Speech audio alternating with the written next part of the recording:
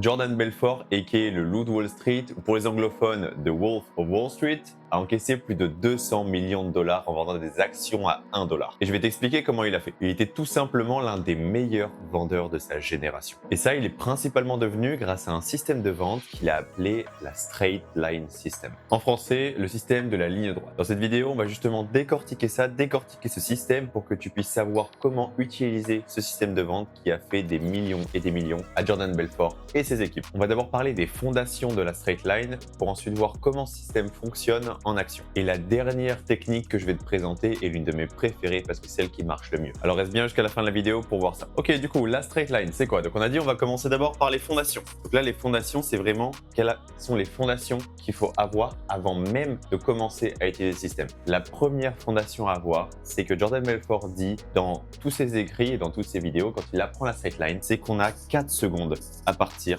du début du call. Et là, on a 4 secondes en fait pour faire quoi? On a 4 secondes pour avoir 3 choses. D'accord? Donc quand on arrive dans le call, les premières impressions sont les plus importantes. On a 4 secondes pour paraître vif ou ce qu'il appelle sharp. Donc c'est-à-dire t'es pas là pour perdre du temps, ok? T'es pas là pour dire bah tiens, est-ce qu'il fait beau chez vous? Il fait plutôt chaud en ce moment, les vacances ça se passe bien, tout ça. Voilà, là, vous êtes là pour résoudre des problèmes. Donc, il faut y aller direct, droit au but. Et donc, la deuxième chose à avoir pendant ces 4 premières secondes, la première chose qu'il faut laisser paraître, c'est l'enthousiasme. Il faut être enthousiasme à fond. La seule différence, c'est que cet enthousiasme-là, il faut qu'il soit contenu. Il faut qu'on sente l'enthousiasme à l'intérieur, mais que vous essayez de le retenir. C'est quelque chose de très particulier. Et il faut en gros que vous soyez enthousiaste par rapport à votre solution, par rapport à votre produit, votre entreprise. Et la troisième chose qu'il faut acquérir, ou le prospect, il faut qu'il voit ça dans les 4 premières secondes, c'est l'expertise.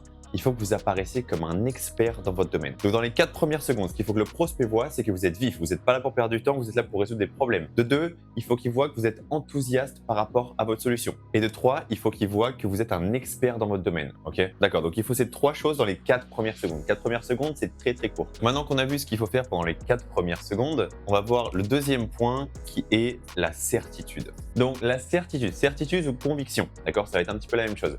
Le point essentiel là-dedans, c'est qu'il faut vraiment être convaincu de sa solution. Si toi, tu n'es pas convaincu de ta solution, tu n'es pas convaincu du service que tu apportes, tu n'arriveras jamais à transférer cette conviction au prospect. J'ai entendu un truc qui dit que la vente est un transfert de conviction sur un pont de confiance. Ça veut dire que tu dois d'abord avoir la conviction en ton produit, être sûr et certain que ton produit il est fait pour ton client et que tu vas pouvoir lui apporter les résultats qu'il veut. Et ensuite, tu dois nouer une certaine confiance avec le prospect pour pouvoir transférer cette certitude. Il y a une image sur la certitude que Jordan Belfort utilise beaucoup. C'est l'image de la centrale à chaleur, de la pompe à chaleur, d'accord, dans une maison. Donc, ce qui se passe, comment ça marche, c'est que d'abord, tu as une centrale à chaleur. Ensuite, tu as différents tuyaux qui vont partout dans la maison. Imaginez que la chaleur, c'est votre conviction. Si vous n'avez pas la conviction bouillante en vous, comment est-ce que vous pourrez la transférer à travers tous les tuyaux? Comment vous pourrez la transférer au prospect? Donc le but, c'est vraiment d'avoir cette conviction, cette chaleur au centre qui soit le plus bouillante, le plus brûlante possible. Et une fois que vous avez ça, vous pourrez transférer correctement à travers tous les tuyaux, à toute la maison, donc en vente à tous vos prospects. Donc il faut vraiment avoir une conviction brûlante, une certitude brûlante pour pouvoir la transférer à vos prospects. D'accord? Si vous êtes sûr et certain que votre solution est la bonne pour votre prospect, que ça va pouvoir lui apporter les résultats qu'il veut, derrière, vous avez juste à transférer cette conviction à travers un pont de confiance, donc en nouant une confiance avec le prospect. Et là, vous pourrez transférer cette certitude. Et si le prospect est certain que votre solution est faite pour lui et qu'elle va pouvoir lui apporter les résultats qu'elle veut, derrière, il va venir avec vous. Ensuite, une autre fondation de la Straight Line, c'est qu'il y a 4 types d'acheteurs. C'est là où on va pouvoir différencier si une personne va pouvoir acheter ou non. Donc là, les 4 types d'acheteurs, c'est quoi? Donc le premier type d'acheteur, c'est les acheteurs chauds. Donc les acheteurs chauds, ils peuvent acheter, ils ont l'argent pour acheter, ils veulent acheter, ils ont envie d'acheter et en plus de ça, ils ressentent une douleur qui fait qu'ils ont envie d'acheter maintenant. Ça, c'est les acheteurs chauds. Ils en ont besoin, ils le veulent, ils peuvent l'acheter. Ensuite, on a une autre catégorie d'acheteurs qui sont les acheteurs en pouvoir. C'est la même chose que les acheteurs chauds, sauf que derrière, il n'y a pas d'urgence et ils n'ont pas de douleur pour pouvoir l'acheter maintenant. Donc ils peuvent l'acheter, ils veulent pourquoi pas l'acheter, mais ils n'ont pas d'urgence à l'acheter maintenant. Donc il va falloir les pousser un peu plus et leur montrer qu'il faut acheter maintenant. Ensuite, on a le troisième type d'acheteurs qui sont ce qu'on appelle les crève-roux. Ils se déguisent en acheteurs en pouvoir, sauf que eux, ils n'ont aucune intention d'acheter. Ils n'ont même pas la capacité d'achat pour pouvoir acheter le produit. Donc là, ce troisième type-là, c'est le type d'acheteur avec lequel on perd le plus de temps.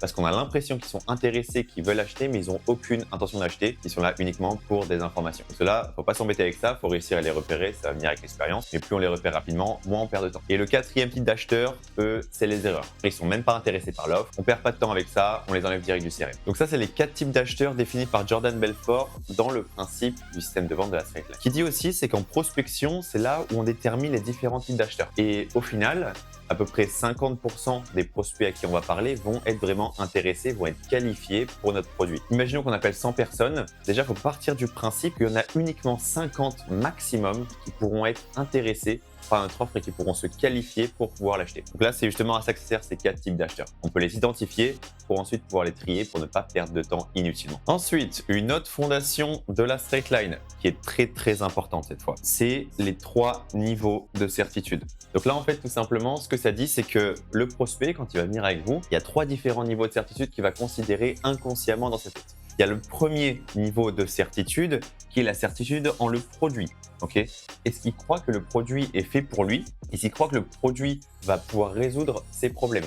Okay. C'est ça la certitude dans le produit. Et donc ça, on va pouvoir lui donner une note sur 10. Ensuite, le deuxième niveau de certitude, ça va être la certitude en le vendeur. En toi, si jamais c'est toi qui vends. Est-ce qu'il a confiance en toi? Donc là, ça va passer par beaucoup d'aspects psychologiques. Mais quoi qu'il en soit, c'est est-ce qu'il a confiance en toi? Est-ce qu'il t'aime bien? Et du coup, ça fait est-ce qu'il est certain que tu es le bon vendeur pour lui vendre cette offre-là. Si le prospect a entièrement confiance en toi, ok, donc c'est-à-dire que tout ce que tu dis est la vérité absolue, si tu lui dis ce produit-là est fait pour toi, il va l'acheter parce qu'il croit ce que tu dis. Donc la certitude dans le vendeur, c'est quelque chose de très important. Ça aussi, on va pouvoir donner une note sur 10. Ok, et ensuite, le troisième niveau de certitude, c'est en l'entreprise. D'accord? Est-ce que le prospect a confiance en l'entreprise?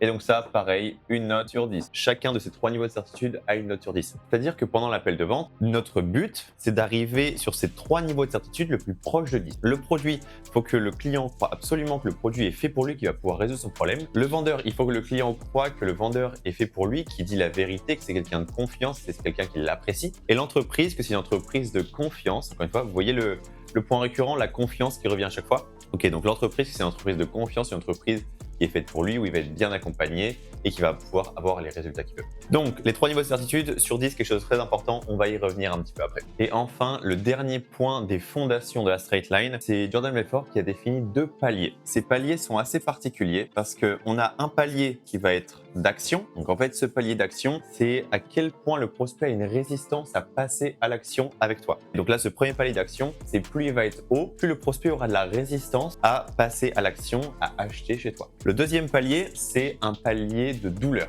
Donc ça, ce palier de douleur, c'est à quel point le prospect ressent de la douleur par rapport à son problème. C'est assez particulier ces paliers parce qu'ils vont marcher en corrélation. Plus le palier d'action est haut, moins la personne va passer à l'action, moins la personne va acheter. Et plus le palier de douleur est élevé, donc plus la personne ressent de la douleur à cause de son problème, plus aussi elle va vouloir passer à l'action. Donc en fait là, il y a un point vraiment très important, c'est que si on définit ces 2 paliers, on va faire ce petit schéma ici. On a le palier action ici et on a le palier douleur ici. Imaginons l'action est aussi haute que ça et la douleur est ici. Donc là, on peut voir que le palier de douleur est plus haut que le palier d'action. Et ben en fait là, le prospect va acheter parce qu'il a plus de douleur à rester dans la situation dans laquelle il est que de passer à l'action. Okay, donc là, en fait, on voit qu'il y a un point de changement. Et à partir du moment où le palier de douleur devient plus haut que le palier d'action, donc quand la douleur de rester dans la même situation devient plus haute que la douleur de changer et de passer à l'action, c'est à ce moment-là où le prospect va acheter. Donc en fait, pendant toute la vente, de 1, on doit mettre ces 3 niveaux de certitude le plus proche de 10 possible. Et de 2, on doit lui faire reconnaître sa douleur pour que le palier de douleur soit plus haut que le palier d'action. On doit diminuer le palier d'action et on doit augmenter le palier de douleur en lui montrant réellement ce que ça lui coûte. Donc là, juste pour donner un deuxième exemple, dans cette situation-là, le palier de douleur est plus haut que le palier d'action, donc le prospect passe à l'action. Maintenant, si on part dans une autre configuration où on fait monter le palier d'action juste ici, bah là, on voit que le palier de douleur est pas assez haut. Le palier d'action est beaucoup plus haut que le palier de douleur. Et vu que le coût de passer à l'action est plus haut que le coût de rester dans la même situation, le prospect ne passe pas à l'action. Donc là, en fait, ce qui manque, il manque ça. Et donc, du coup, nous, il faut que soit on diminue le palier d'action de temps, soit on augmente le palier de douleur de temps. Quoi qu'il en soit, il faut que le palier de douleur soit toujours plus haut que le palier d'action. Ok, donc ça, c'est par rapport aux fondations de la straight line. Avant même d'utiliser la straight line, il faut pouvoir connaître ces 5 différentes composantes, d'accord, 5 différentes fondations et pouvoir les appliquer directement. C'est un mindset à avoir, la straight line. C'est quelque chose qui va être assez complexe à mettre en œuvre, mais une fois qu'on arrive à comprendre comment ça marche, qu'on arrive à comprendre comment mettre les choses en place, quelque chose qui va après couler de source. On passe là, on va vraiment voir comment est-ce qu'on va utiliser la straight line et comment pouvoir utiliser ce système le plus efficacement possible. Pourquoi ça s'appelle la straight line, donc la ligne droite? C'est juste que quand on va parler à la straight line, pour décrire ça, ce qu'on va faire, c'est qu'on va faire une ligne droite, une straight line. En fait, c'est juste pour dire qu'au début, on a un point A qui est le début de l'appel. Et à la fin, on a un point B qui est la fin de l'appel, donc quand on a closé la personne, quand la personne achète chez nous. C'est un système de vente, donc le but, c'est que la personne achète. C'est le but final. Et donc, le début, le point A, c'est le début de l'appel. Donc, en fait, ce que ça dit, voilà, on part d'abord du début, ok, et là, le prospect pose une objection. Et hop, ça va nous faire dévier. Cette déviation-là est une objection du prospect. Donc, Jordan Belfort dit souvent que les objections sont des écrans de fumée pour de l'incertitude. On a vu avant les 3 niveaux de certitude. Donc, on a le produit, le vendeur et l'entreprise. En fait, s'il fait une objection, c'est qu'il n'est pas assez certain dans un des 3 niveaux. Donc, notre but, ça va être premièrement de voir dans quel niveau c'est et deuxièmement, de pouvoir faire monter ce niveau. Par exemple, si c'est un 4 sur 10 en le produit, d'accord, s'il croit en le produit qu'à 4 sur 10, il a une certitude uniquement de 4 sur 10, on va vouloir faire monter cette certitude à 6, 7, 8, 9, 10 pour qu'il soit plus sûr en le produit et ensuite qu'il puisse acheter. Donc là, objection, écran de fumée pour l'incertitude. Qu'est-ce qu'on va faire en premier? Boum, tac, ça. Déviation, ok, on va dévier, on va faire ok d'accord, je comprends totalement ce que vous me dites, c'est totalement normal, mais juste dites-moi, est-ce que vous appréciez l'idée? Est-ce que vous avez confiance en l'idée? Est-ce que vous pensez que ça peut marcher? Et donc là, pouvoir dévier cette objection, ne pas aller contre lui, mais toujours aller dans son sens. Ça, c'est un principe de base de vente, c'est qu'on va jamais contre le prospect, on va toujours dans son sens, mais derrière, on essaie de lui faire voir les différentes possibilités. Donc en fait, le but, c'est que quand on dévie, derrière, on va pas continuer à dévier. Donc c'est ça, en fait, comment ça marche, la straight line, c'est qu'on va faire des loops, des boucles pour revenir à la présentation. Et donc là, en fait, on va faire ça, et hop, et là, on va faire une boucle, et on va revenir dans la présentation, ok, pour continuer, pour aller jusqu'au point B, pour aller jusqu'à la vente. Le but, c'est que là, dans cette boucle ici, ce qu'il faut faire, c'est qu'il faut d'abord prendre la température. On a vu qu'il y a 3 niveaux de certitude, et on sait qu'ici, il a une objection parce qu'il n'est pas exactement certain, soit en le produit, soit en le vendeur, soit en entreprise. D'abord, on doit essayer de voir dans quel niveau de certitude il est le plus bas. Donc là, on va pouvoir prendre la température, dire bah, tiens, est-ce que vous aimez bien l'idée pour prendre la température par rapport au produit, après pouvoir poser des questions par rapport au vendeur. Non mais d'accord, je sais que vous me connaissez pas, c'est pas un souci. Voilà, ma mère aussi, quand j'étais petit, elle m'a toujours dit de pas faire confiance aux inconnus. Voilà, et ça, j'ai toujours reçu ce principe, et je pense que vous aussi. Là, du coup, on peut se représenter, renforcer la confiance en le produit, le vendeur, l'entreprise. Et quatrième étape, ça va être de vérifier que le renforcement a marché. Donc, imaginons, c'est un problème en le produit. Le prospect n'a pas forcément la certitude nécessaire en le produit. On va commencer, on va faire bon, d'accord, bah, je comprends totalement que vous ayez ce problème ou que vous ayez besoin d'y réfléchir. Tiens, voilà, l'objection, on va dire, c'est j'ai besoin d'y réfléchir. Très bien, je comprends totalement que vous ayez besoin d'y réfléchir. Franchement, voilà, moi je sais que j'ai toujours besoin de réfléchir avant de pouvoir prendre une décision aussi importante que ça, surtout quand ça impacte autant mon business. Mais juste laissez-moi vous poser une question. Est-ce que vous aimez l'idée? Est-ce que vous avez confiance en ce produit-là? Et donc là, le prospect va répondre quelque chose comme oui, ça m'a l'air plutôt intéressant, tout ça, mais il faudrait peut-être voir plus en détail. Donc là, ce qu'on va répondre directement à la façon de Jordan Belfort, c'est exactement ce produit est super intéressant. Et ce qu'il y a d'encore plus beau avec ce produit-là, c'est qu'en plus d'obtenir ABC, vous avez aussi DEF. Et quand on combine ABC et DEF, on obtient XYZ, ce qui est encore plus beau. Est-ce que vous voyez vraiment maintenant ce que je vois? Donc là, le but, ça va être qu'on renforce en disant, bah tiens, oui, c'est excellent, parce que vous avez déjà ça, mais en plus, vous avez ça. Et quand on combine les deux, ça fait quelque chose qui est encore plus incroyable. Donc là, c'est le renforcement, d'accord? Et ensuite, on vérifie. En disant, est-ce que maintenant, vous voyez vraiment ce que je vois? Est-ce que vous voyez vraiment à quel point c'est incroyable? Là, la personne va dire, bah oui, oui, je vois, oui, d'accord, ok. Donc là, on a renforcé, on a vérifié, c'est bon, ça a marché. On peut continuer à travers la ligne. Et donc là, en fait, des déviations, il va y en avoir un petit peu partout le long de l'appel de vente. Le but, c'est qu'à chaque fois, on va avoir une autre déviation, hop, une autre incertitude. Là, ça va être en le vendeur. Là, qu'est-ce qu'on fait? Boum, on dévie, on désarme, d'accord, je comprends totalement. Maintenant, laissez-moi vous poser une question. Boum, ensuite, on loupe, on vérifie dans quel point c'est, on vérifie dans quel niveau de certitude. Bon, bah, on a vu que le produit vous plaisait. D'accord, maintenant, bon, je me dis, c'est peut-être parce que aussi vous me connaissez pas. Voilà, ça c'est quelque chose qui est totalement possible. Et franchement, ma mère, elle m'a toujours dit de ne jamais faire confiance aux inconnus. Et franchement, je pense que vous aussi. Donc, laissez-moi juste me représenter pour que vous sachiez un petit peu qui je suis et peut-être pouvoir vous démontrer à quel point j'ai pu aider mes précédents clients. D'accord, et donc là, bon, on va dedans, on renforce et ensuite on vérifie. D'accord, donc là maintenant, on se connaît un petit peu mieux. Est-ce que vous vous sentez plus à l'aise? Et donc en fait, là, on va faire ça tout le long de la straight line. Ok, à chaque fois qu'il y a une objection, boum, on dévie, on désarme, on fait une boucle, on revient dans la présentation. Donc là, on prend la température, on renforce et on vérifie si ça a bien marché. Et boum, on continue plus loin. Et en fait, à chaque fois, on va aller de plus en plus loin en passant chaque boucle. Et en fait, bah, si on arrive à passer chaque boucle, au bout d'un moment, il n'y a plus d'objection, on passe à la vente. Ok, donc ça, c'est la straight line en action. Comment ça marche pendant l'appel de vente. Maintenant, il y a quelque chose d'hyper intéressant quand on va finir la vente, quand on va arriver près du point B, d'accord, près de la vente, pour pouvoir finir la vente. C'est un processus que Jordan Belfort a beaucoup développé et qui s'appelle, on va traduire pour que ce soit plus simple. J'ai pas assez de place, mais le pattern de closing à 3 tonalités. Donc le but, ça va être d'utiliser 3 tonalités différentes pour pouvoir conclure la vente à la fin. La vente, c'est beaucoup une histoire aussi de tonalité. D'accord? Par la tonalité, c'est tous les mots qu'on ne dit pas, mais c'est comment on les dit. Et ça, c'est l'une des choses les plus importantes dans la vente. Donc ce pattern, encore une fois, il utilise 3 tonalités. On a la première tonalité qui va être la certitude absolue. Donc là, la certitude, on va voir un petit peu après ce que ça représente. La deuxième tonalité, c'est l'ultime sincérité. C'est là où on va être le plus sincère possible dans notre tonalité. Donc certitude, sincérité, on va marquer sincère, mais vous avez compris le but. Et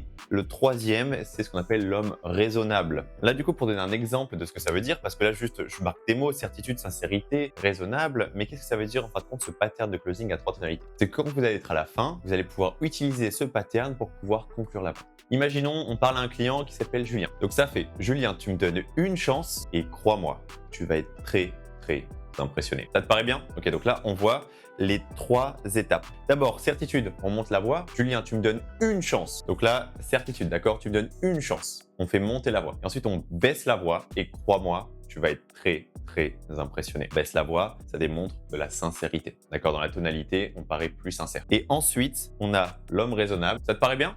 Et là, hop, on remonte encore la voix. Donc ça, c'est le pattern de closing à 3 tonalités qui a été démontré par Jordan Belfort. J'ai fait l'effort un petit peu d'essayer de tout traduire pour que ça puisse corréler à la langue française. De base, tout est en anglais. Mais quoi qu'il en soit, c'est quelque chose que vous pouvez utiliser dans n'importe quelle langue parce que ça ne se base pas sur les mots, ça ne se base pas sur ce qu'on dit, ça se base sur comment on les dit. Donc ça, c'est quelque chose de très important. Donc la straight line, on a les différentes fondations qu'on a vues avant. Là, on utilise la straight line, on sait qu'on a un point A, un point B. Et à chaque fois que la personne va faire une objection à son compte, le prospect va vous dire bah tiens, je sais pas, j'ai besoin d'y penser, il faut que je parle à ma femme. Ça va faire une déviation à straight line. Et nous, notre but, c'est de dévier, désarmer et de faire une boucle pour revenir à la présentation. Le but, c'est qu'on renforce au maximum les 3 niveaux de certitude. Et aussi, dans ce processus-là, on va faire passer le palier d'action plus bas que le palier de douleur. Encore une fois, le palier d'action, il est à tel niveau, il faut que le palier de douleur soit plus haut quoi qu'il en soit. Et si le palier d'action est plus haut, il faut pouvoir faire monter le palier de douleur. C'est comme ça que ça marche par rapport à ça. Et donc là, on a tout ce processus de la straight line, on a du point A au point B pour faire tout ça. Augmenter les 3 niveaux de certitude et pouvoir faire augmenter le palier de douleur tout en baissant le palier d'action. Et ensuite, quand on arrive à la fin de la vente, on peut utiliser le pattern de closing à 3 tonalités qui utilise de 1 la certitude absolue, de 2 l'ultime sincérité et de 3 le ton de l'homme raisonnable. D'accord? Donc encore une fois, c'est 3 tonalités. C'est pas exactement ce qu'on va dire. Mais le but, c'est que ça puisse se faire ressentir comme tel. Donc c'était le système de vente de Jordan Belfort, la straight line qui a fait des millions et des millions au Loup de Wall Street. D'ailleurs, si vous n'avez pas vu le film, allez le voir. Excellent film. Cette technique de vente est assez puissante dans son fonctionnement. D'accord? C'est quelque chose qui fonctionne. Par contre, il faut garder en tête que les temps changent et les mentalités aussi. Ça veut dire que ce qui marchait il y a 20 ans ne va pas forcément marcher aujourd'hui. Quoi qu'il en soit, chaque personne a son type de vente et la méthodologie qui va lui correspondre. Donc, si la méthode de la straight line te convient et que ta personnalité colle à ces méthodes un peu plus directes et un peu plus agressives, je suis sûr et certain que tu vas faire un carton. Maintenant, comme dirait Jordan Belfort, tu me donnes une chance en t'abonnant et crois-moi, tu seras très impressionné. Ça te paraît bien? Alors abonne-toi.